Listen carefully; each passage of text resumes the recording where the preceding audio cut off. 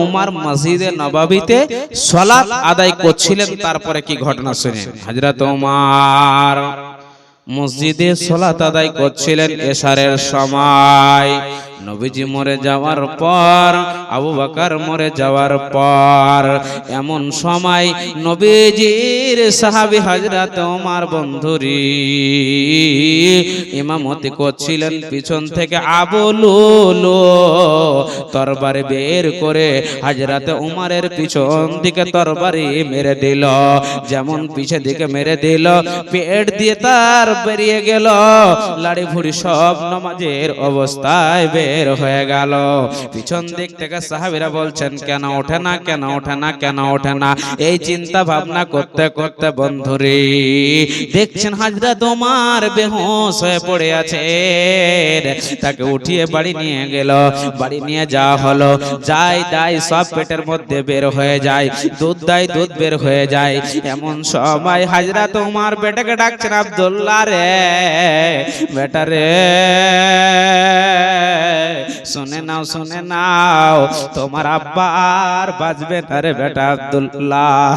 আব্দুল্লাহ রে, তুমি যাও আয়েশার কাছে চলে যাও, আর আয়েশাকে গিয়ে সালাম জানিয়ে দাও। মা আয়েশা, আব্বা দুনিয়াতে বাঁচবে না, আব্বা দুনিয়াতে থাকবে না। আব্বাকে কে যেন তরবারি মেরে দিয়েছে, দুধ খাই বের হয়ে যায়, সব পেটের মধ্যে বের হয়ে যায়। আব্বা আপনার কাছে পাঠিয়েছে মসজিদে নববীর পাশে মা আয়েশা নবীজির পাশে শুইব বলে যে কবরের জায়গাটা তুমি রেখেছো, তুমি যদি অনুমতি দাও।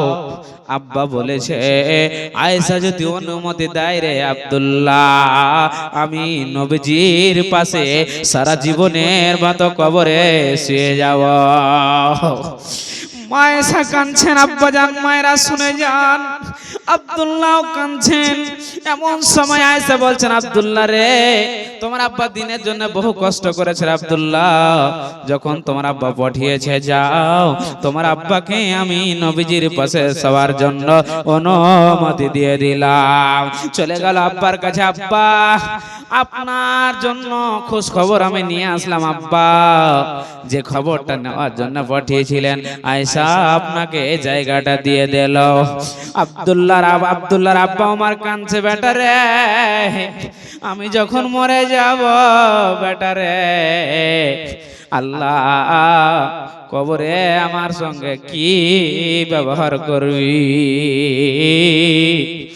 ওজর নয়নে কাঁদছে ওমর। বেটা বলছে, আব্বা জান, আমার দিল বলছে, আমার হৃদয় বলছে, আমার অন্তর বলছে, আব্বা আপনি দিনের জন্য বহু কষ্ট করেছেন আব্বা, আপনি দিনের জন্য বহু কষ্ট করেছেন আব্বা। আমার আল্লাহ বলছেন, মহান রব আল্লাহ তোমার জন্য কবরে ভালো ব্যবহার করবি। এই বলে বন্ধুরে 5 দিন পরে হযরত ওমর দুনিয়া থেকে বিদায় হয়ে গেলেন। জানাজা হয়ে গেল মসজিদে নববীর পাশে। বলার মানে বন্ধুরি বিখ্যাত সাহাবীরা সব চলে গেছে। যেই কবরে কতজনের বাবা নাই, কতজনের মা নাই, কতজনের দাদা দাদি নাই, তারা কবরে শুয়ে আছে। কত মায়ের স্বামী নাই, কবরে মা বাবা আশা তাকিয়ে আছে রে। আজকে মাদ্রাসায় হিফজুল কোরআন স্টার্টিং হচ্ছে, রানিং হচ্ছে।